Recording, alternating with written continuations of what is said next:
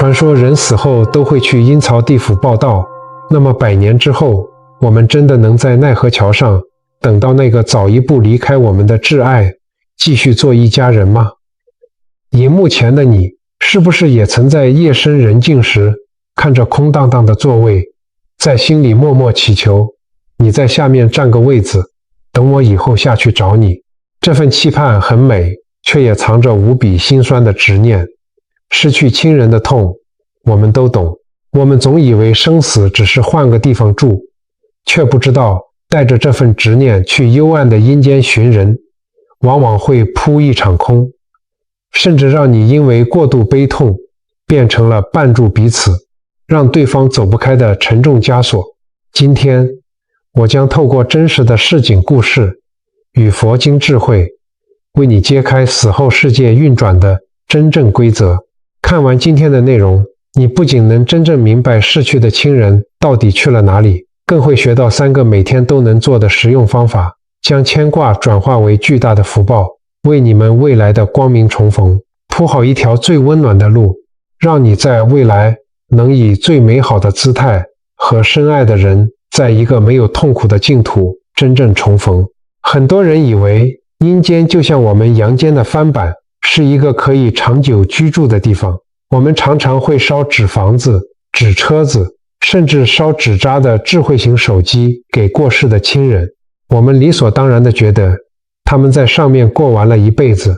死后就集体搬到下面去，继续买房、生活、走亲戚。其实，在佛法的智慧里，生命从来都不是一条走到底的直线，而是一个不断流转的圆。死亡不是一切的终点，它只是一场状态的转换。佛法里有一个很重要的概念，叫做中阴身。听起来有点深奥，对不对？没关系，我们用最白话的方式来说，到底什么是中阴身？传说中的阴曹地府又扮演什么角色呢？你可以把这个死后的世界想象成一个巨大无比的高铁转运站。我们每一个离开这个世界的人，脱下了这具肉身之后，灵魂就会变成所谓的中阴身，然后我们会提着自己的行李来到这个转运站候车，准备前往下一个目的地。那问题来了，我们在这个转运站里手里拿着的车票是什么？我们的行李里面装的又是什么呢？请记住，那里不看你的银行存折，不看你的学历，也不是阳间的户口名簿，你手里握着的是你这一辈子起心动念、所作所为累积下来的善与恶。佛家把这个东西称为业力。那么，回到我们心底最深的那个疑问，当我们自己100年之后，能不能在这个巨大的转运站里遇到我们早一步离开的父母、伴侣或是孩子呢？答案是很难，而且你也不应该去期盼这种相遇。为什么呢？因为存在着一个巨大的时间差。为了让你更具体的明白这个时间差的道理，我们来说一个佛经里非常经典，而且天天都在我们身边上演的真实缩影。在南部的一个淳朴小镇上，有一位林阿莫。林阿莫的生活很规律，每天清晨天还没亮，他就会骑着那台有点老旧的机车到镇上的早市去买菜。他总是习惯走到巷口那摊卖豆腐的，切2块板豆腐，再顺手挑一把地瓜叶。傍晚的时候，只要一听到那首熟悉的给爱丽丝的垃圾车音乐响起，他就会提着垃圾走到巷子口，跟街坊邻居寒暄几句。表面上看，林阿莫的日子过得很平静，但只有他自己知道，他心里一直有个空缺。他的老伴水伯早在20多年前就因为生病离开了。这20年来，林阿莫每逢初一15都会到镇上的大庙去拜拜。每次拜拜，他都会在心里默默地对神明说，请保佑我家那个老头子在阴间过得好，叫他一定要等我100年之后下去找他，我们还要再做夫妻。有一次，庙里请来了一位修为很高、非常慈悲的老法师来弘法。林阿莫在法会结束后，忍不住走到法师面前，红着眼眶问：师父啊，我家老头子已经走20年了，我每天都在想，他一个人在下面会不会很孤单？他一定还在奈何桥边等我，对不对？我以后下去一定能找得到他吧。”老法师看着满脸风霜的林阿嬷，眼神里充满了慈悲。他没有直接回答，而是温柔地对林阿嬷说：“阿嬷，我来讲一个佛陀时代的故事给你听。在古印度的时候，有一位非常富有的长者，他有一位结发妻子，心地非常善良，平时总是乐于助人，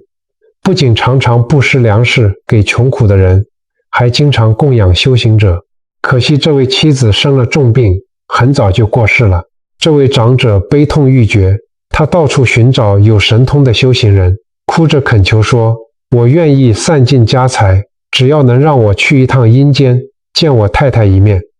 我想跟他说，让他在阴间等我，我们未来还要继续相守。后来他真的遇到了一位正果的阿罗汉，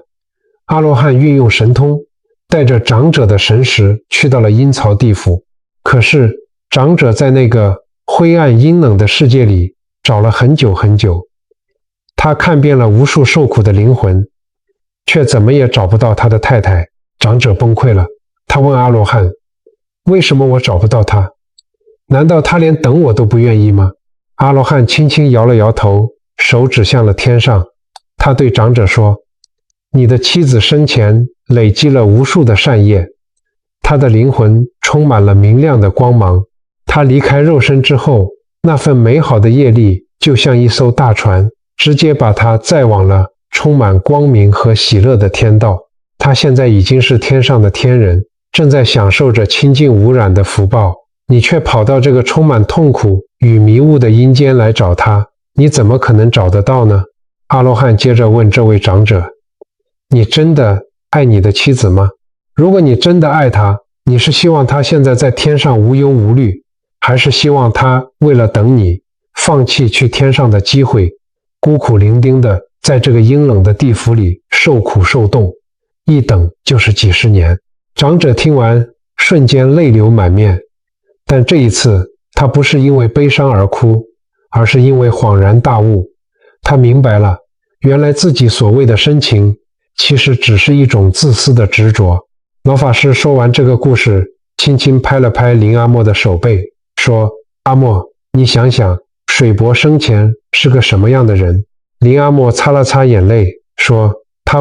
他脾气很好啦，以前巷子里谁家的水管坏了，屋顶漏水了，他二话不说就提着工具箱去帮忙修，从来不收人家的钱。他心肠很软，看到流浪狗都会买东西给他们吃。老法师笑着说：这就对了，水伯生前做了这么多好事，结了这么多善缘，他的福报是很深厚的。他早就凭着这份善业的车票，搭上开往光明境界的班车了。他可能已经往生了极乐净土，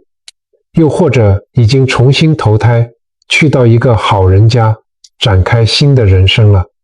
他早就离开了阴间这个转运站。阿嬷，你现在还执着要他留在那个冷冰冰的地方等你，这不是反而牵绊住他了吗？林阿嬷听完愣了好久，那一刻他心里那个绑了20年的结突然就松开了。他破涕为笑，双手合十，对着佛像拜了拜，嘴里念叨着：原来是这样，原来他早就去好地方了，去好地方就好，去好地方就好，不要等我了。各位朋友，这就是生死流转最根本的逻辑。用亲情的执念去一个人来人往的转运站里找人，注定只会扑空。你想想看，你的父母或者你牵挂的那个人，可能已经离开5年、10年，甚至20年了。阴间是一个转运站，它是一个过渡的月台，不是我们永久定居的家。没有人会一直在转运站里打地铺住下来的。有些朋友可能会想，如果他真的很爱我，他会不会为了等我故意不上车，就在阴间一直等我几十年？各位朋友，如果你真的深爱你亲人，你千万不能有这种想法。你想想，转运站是一个充满迷雾、无家可归、冷冷清清的地方。如果你爱他，你舍得让他在那种阴冷孤独的地方徘徊受苦几十年，迟迟无法走向更好的未来，就只为了等你下来跟他打一声招呼吗？真正的爱是希望他早早搭上前往净土的列车，彻底离苦得乐，而不是把他一起困在幽暗的转运站里。但是过度执着的牵挂有时候真的会变成绊住他们的枷锁。在我们中国古老的典籍里就记载了一段非常震撼的真实经历，告诉我们为什么在阴间等候团聚会是一场可怕的灾难。荧幕前的你是不是也曾在心里对离开的亲人说过类似的话呢？如果有，请在心里默默对自己说一声，我辛苦了。在我们古代的奇书《搜神记》里记载了一段发生在泰山的震撼奇闻。这个故事赤裸裸地揭示了阴阳两界之间那种因为舍不得而造成的巨大悲剧。古时候有一个叫胡母班的人，有一次他机缘巧合之下，灵魂竟然去到了传说中的幽冥世界，也就是我们说的阴曹地府。在这个雾蒙蒙阴冷的世界里，胡母班走着走着，突然看到了一个让他心碎的画面。他竟然看见了自己已经过世多年的父亲，可是父亲的处境非常凄惨，身上带着枷锁，正在做着搬运石头的苦役，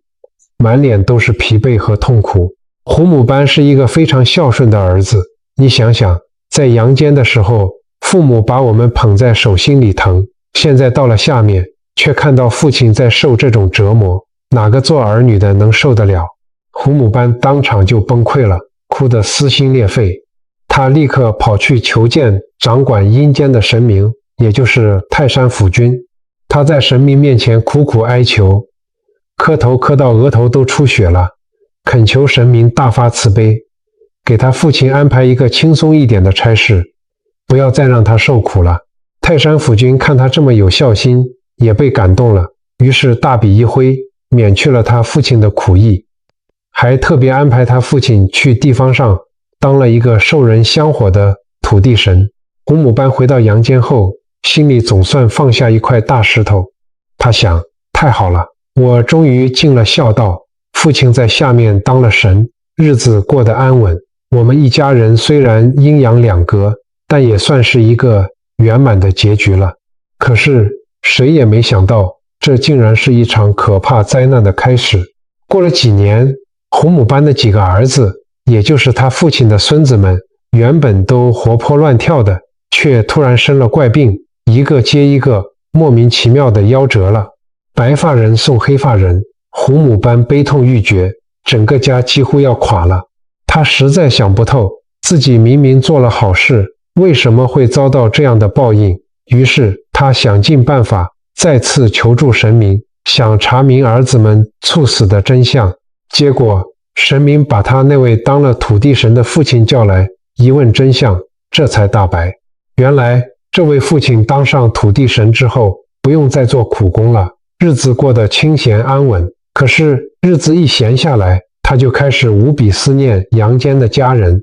尤其是那几个可爱的孙子。他在阴间越想越舍不得，这份思念实在太重了。重到什么程度呢？重到他动了私心。他觉得，我在这里孤零零的当神有什么意思？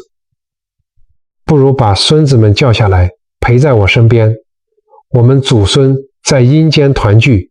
那该有多好。于是他利用自己当神的职权，把孙子们的灵魂一个个的带到了阴间。各位朋友，听完这个故事，你的心里是不是觉得有点发毛，但又觉得无比心酸？这位阿公爱不爱他的孙子？当然爱，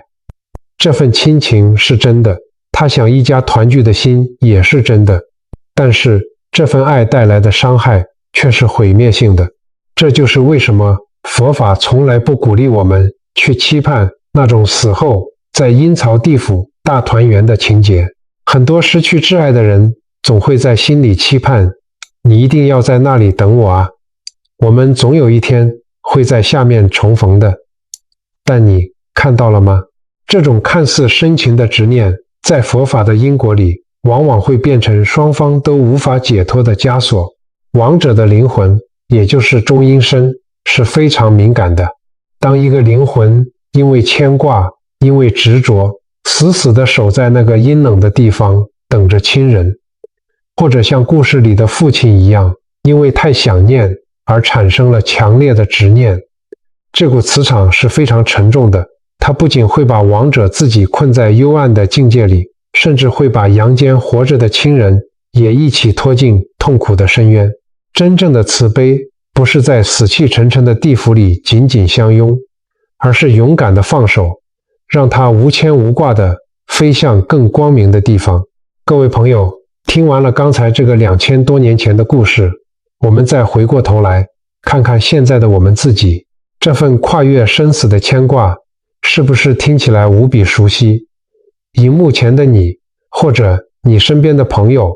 是不是也正处在这样的煎熬里？自从那个深爱的人走后，家里仿佛缺了一大块，你可能每天以泪洗面，经过他常去的角落，心就会狠狠地抽痛一下。你可能还保留着他的房间，每天帮他擦拭书桌，吃饭的时候甚至还会习惯性地多摆上一副碗筷。夜深人静，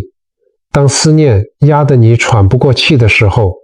你甚至曾在心里无数次地呼喊：为什么丢下我一个人？你把我也带走吧，我们在下面一家团聚该有多好。这份痛我们都懂，可是如果你真的爱他，你绝对不能让自己一直陷在这种情绪里，更不能期盼去阴间找他。我们前面说过，人在离开肉身之后，灵魂也就是中阴身是非常敏感、非常轻飘的。他们其实很想念阳间的家人，也会经常回来看看。但是当他回来看你的时候，如果他看到的是你每天痛哭流涕，看到你因为失去他而放弃了自己的人生，甚至听到你呼喊着想跟他一起走，你知道这对他说意味着什么吗？为了让大家明白这个执念的重量，我想跟大家分享另一个在街坊间流传，同样蕴含着深刻佛理的真实故事。在镇上传统市场的转角，有一家开了几十年的面摊，老板是大家都认识的吴阿伯。吴阿伯煮的阳春面和卤肉饭是许多人从小吃到大的味道。他脖子上总是挂着一条白毛巾，虽然每天在热锅旁边忙进忙出，但以前的他总是笑眯眯的，对每一个客人都很热情。可是这2年来，吴阿伯变了，他的白头发多了很多，背也驼了，眼神里总是透着一股深深的疲惫和哀伤。原来吴阿伯唯一的女儿小晴，在2年前的一个下雨天，下班骑机车回家的路上，不幸发生了车祸，连一句交代都没留下就走了。小晴非常乖巧，原本再过半年就要结婚了。这个打击对吴阿伯来说简直是天崩地裂。从那之后，吴阿伯虽然还是每天开面摊，但到了晚上，当他拉下铁卷门的时候，他总是会一个人坐在空荡荡的面摊里，看着女儿以前帮忙收拾碗盘的角落，眼泪就止不住的掉。他把女儿的房间保持得一模一样，每天进去打扫，甚至还会在桌上放一杯女儿最爱喝的珍珠奶茶。他常常在心里哭喊着：小晴啊，爸爸好想你，你带爸爸一起走好不好？爸爸不想一个人留在这里了。有一天晚上，一位常常出家的师傅刚好路过，走进了还没完全关门的面摊，想讨一碗热汤面吃。师傅吃面的时候，看到吴阿伯一个人在角落里偷偷抹眼泪，便轻轻放下了筷子，走到吴阿伯身边坐下。师傅没有说太多安慰的客套话，而是平静地对吴阿伯说：老板，你这碗面煮得很温暖，但你的心里却下着一场冰冷的雨啊，你知道吗？你每天晚上流的眼泪正在让另一个世界的孩子受冻。吴阿伯听了，震惊地抬起头看着师傅。师傅叹了一口气，讲述了一段佛经里关于悲伤与执着的记载。在佛陀的时代，有一位富有的商人，心爱的女儿过世了。这位商人的妻子，也就是女孩的母亲，因为无法接受失去爱女的痛楚，每天从早到晚不停地哭泣，哭到眼睛都快瞎了。她不仅自己哭，还常常抱着女儿生前的衣服，呼喊着女儿的名字，希望女儿能回到她身边。有一天，一位拥有了天眼通的阿罗汉来到了他们家。阿罗汉运用天眼看到了这个女孩的中阴身，可是女孩的处境非常悲惨，在那个中阴境界里，其他的灵魂都在顺着自己的业力轻盈地往下一段旅程走去，唯独这个女孩，她步履蹒跚，走得非常艰难。仔细一看，女孩的身上竟然拖着一件无比沉重、完全被水浸透的厚重毛毯。那件湿透的毯子压得她喘不过气，让她冷得全身发抖，根本无法迈开脚步跟上前往善道的光明队伍。女孩一边发抖一边哭泣着说：“我本来已经可以去光明的地方了，可是我妈妈每天都在为我掉眼泪，她在阳间流下的每一滴眼泪，到了我这个世界就变成了一场冰冷的倾盆大雨。她每一次撕心裂肺的呼唤，都变成了这件吸满水的沉重毛毯，死死地压在我的身上。我好冷，我走不动，我被妈妈的眼泪困在这里了。”吴阿伯听到这里，整个人僵住了，眼眶里打转的泪水硬生生地停了下来。师父看着吴阿伯，语重心长地说：“老板啊，中阴身的灵魂是非常敏感的，你以为你的悲伤是深情，但对小晴来说，你每天晚上的崩溃和呼喊，就是那一场场让她受冻的冰雨。她舍不得你，感受到你的痛苦，她的心被你硬生生地绊住了，她走不开了。最后，她只能为了你，一直在那个充满迷雾的幽暗境界里徘徊受冻。”师父的话就像一道闪电，劈开了吴阿伯心里那片黑暗的天空。他突然明白了，自己的爱原来已经变成了伤害女儿的枷锁。如果你真的爱她，师父站起身来，轻轻拍了拍吴阿伯的肩膀，就让这场雨停下来吧，把你这份煮面的温暖分享给更多的人，用他的名字去行善，让你的思念变成一道光，而不是困住他的雨。从那天起，吴阿伯变了，他不再拉下铁卷门后独自流泪，遇到附近学校里家境不好的年轻学生来吃面，他总会笑着偷偷多夹一颗卤蛋，或是多放几块肉。当学生跟他说谢谢的时候，吴阿伯总会在心里默默地对女儿说：“小晴，这是爸爸替你做的，这份温暖的福报是给你的，你赶快去好地方吧，爸爸会把自己照顾好的。”各位朋友，听到这里，你明白了吗？我们在阳间落下的每一滴眼泪，每一次撕心裂肺的呼唤，对亡者来说，都是一条沉重的铁链。好，那我们再换个角度想，如果我们真的带着这份沉重的执念，日复一日地熬着，直到我们自己100年之后，咽下最后一口气，到了阴间报道，那时候我们真的就能见到他了吗？其实，决定我们死后能不能和亲人重逢的，从来都不是看你们生前是不是睡在同一张床上，也不是看你们的名字是不是写在同一本户口名簿上。在死后的世界里，没有阳间的亲属关系，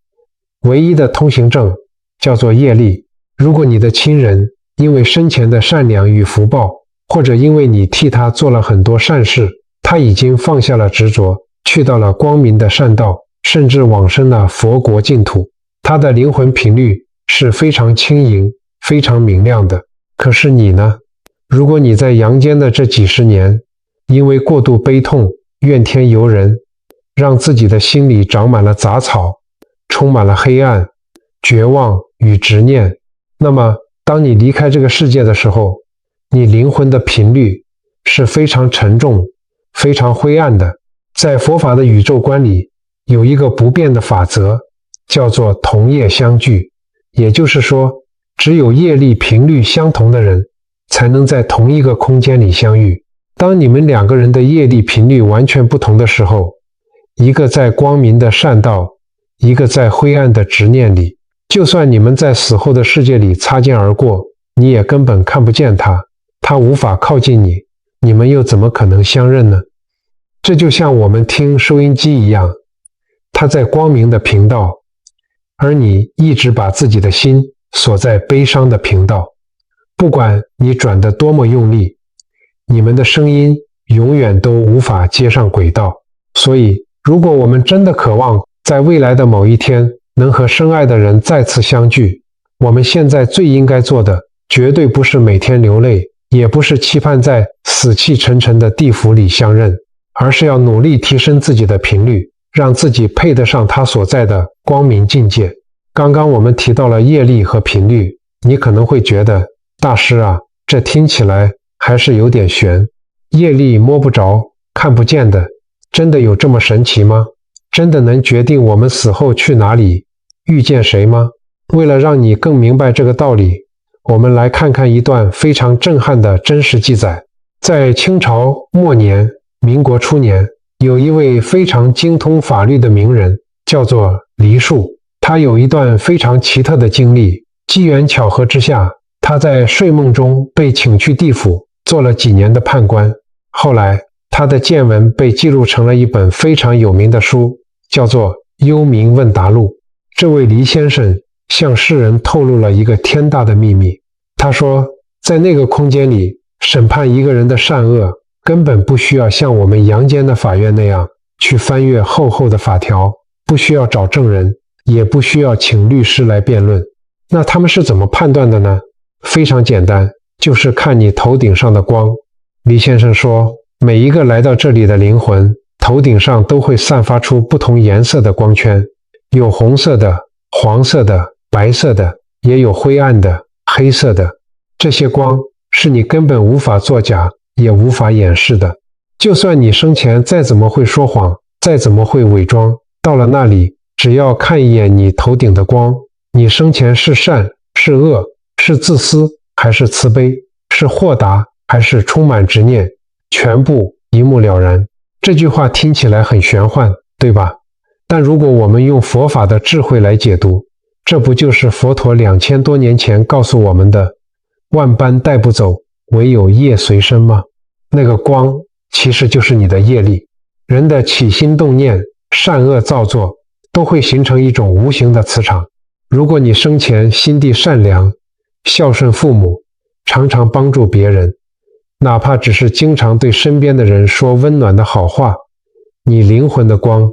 就是明亮的、纯洁的。但是如果你生前充满了怨恨、嫉妒，或者像我们前面说的，因为亲人的离世，你过度悲痛、怨天尤人，每天把自己关在黑暗的情绪里，那么你的光就会是沉重的、灰黑色的。所以各位朋友，回到我们最开始的问题，人死后能不能在阴间找到已故的亲人？答案已经很清楚了。佛法讲同业相聚，你能不能和已故的亲人重逢，根本不是看生死簿上的记录，而是要看你们灵魂的光是不是在同一个频率和亮度。你想想看，如果你的亲人一生向善，他带着明亮祥和的光，早就被牵引到了光明的善道，甚至往生了佛国净土。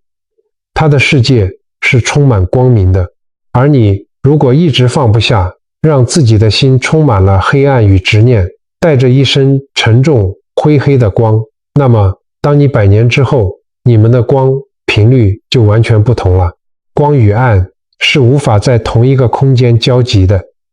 就算你们在死后的世界里擦肩而过，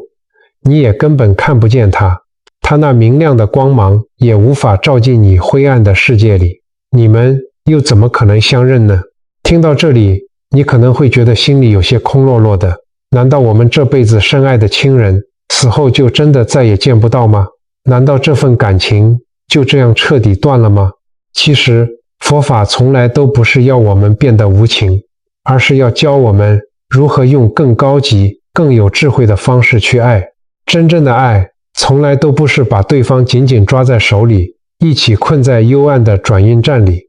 真正的爱是深深的祝福，是希望对方能彻底离苦得乐，飞向更光明的地方。所以，请试着放下一定要在阴间团聚的执念吧。佛陀告诉我们，生命与爱情的最高境界，不是在死气沉沉的地府里相认，而是在光明的净土里重逢。只要我们把心中的悲痛转化为对他的深深祝福，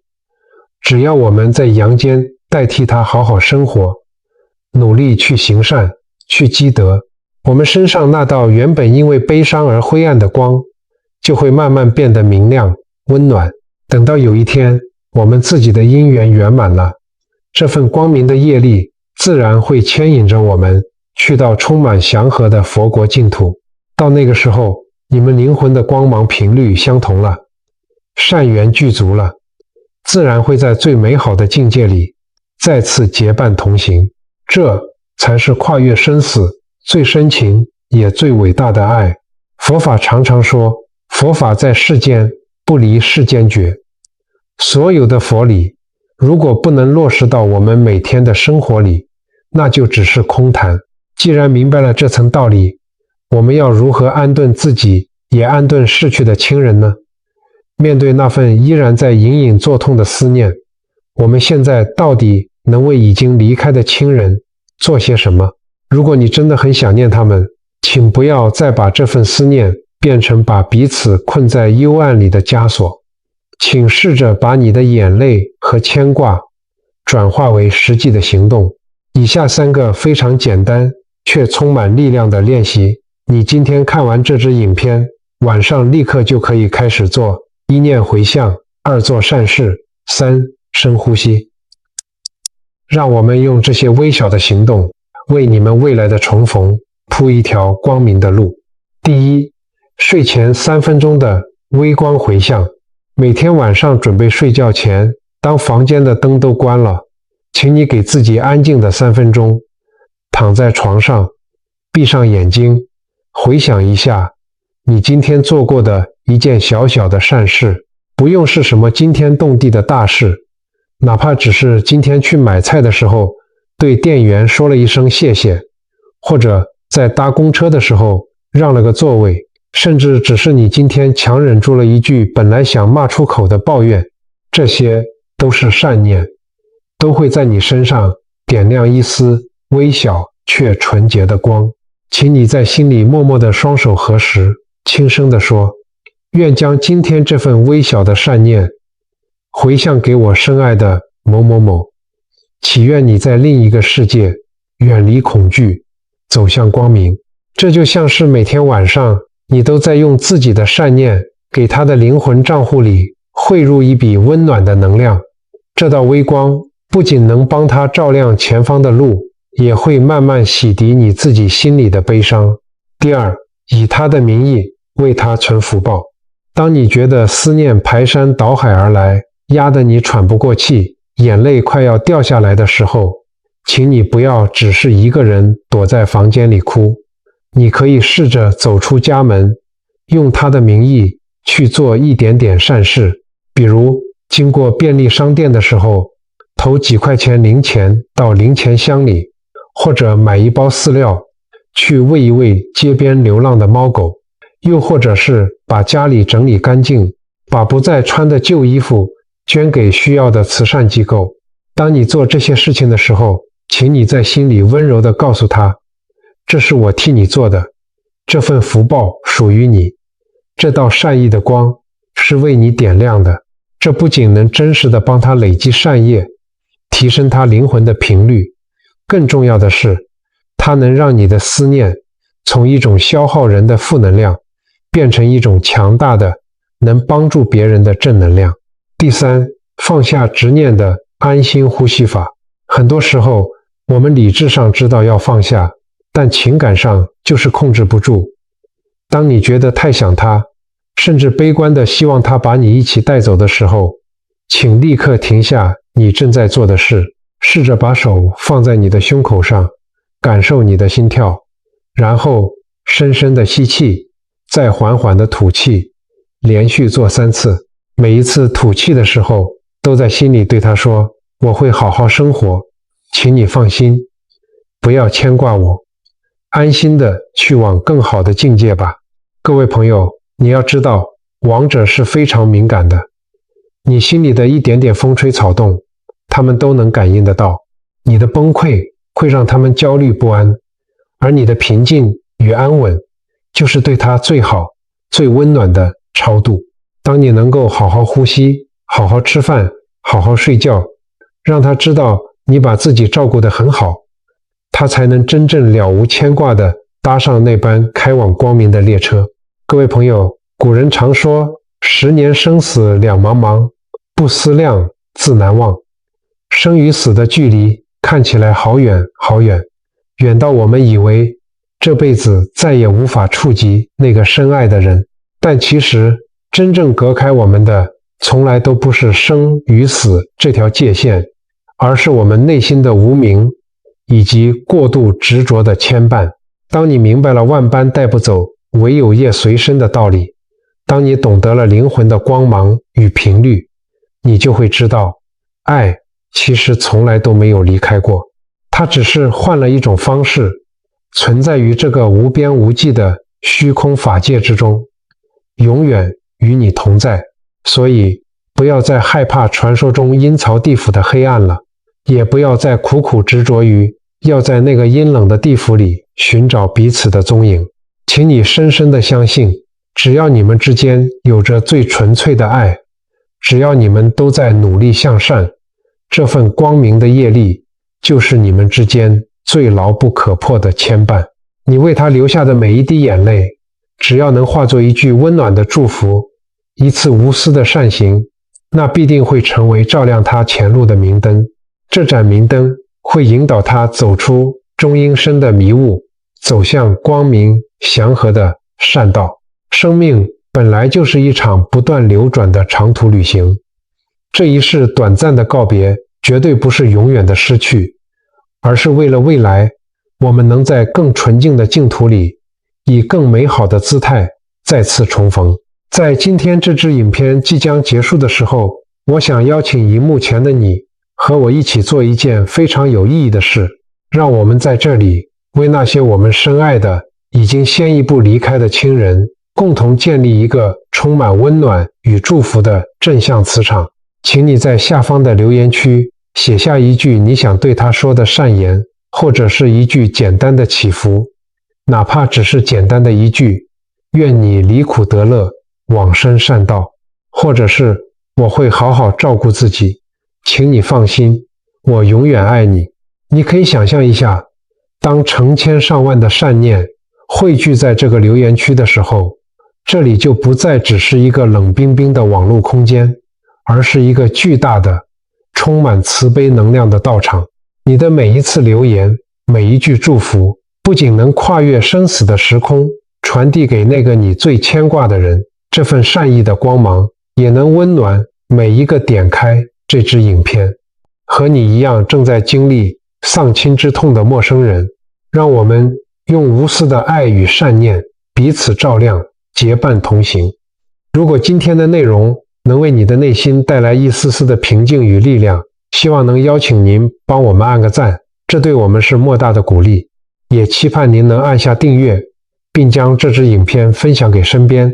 那些可能正困在思念里受苦的朋友。您的每一次支持都是我传递善念最大的动力。愿你放下执念，心生清凉，愿所有逝去的亲人都能在光明中得解脱。感谢你的聆听，我们下期再见。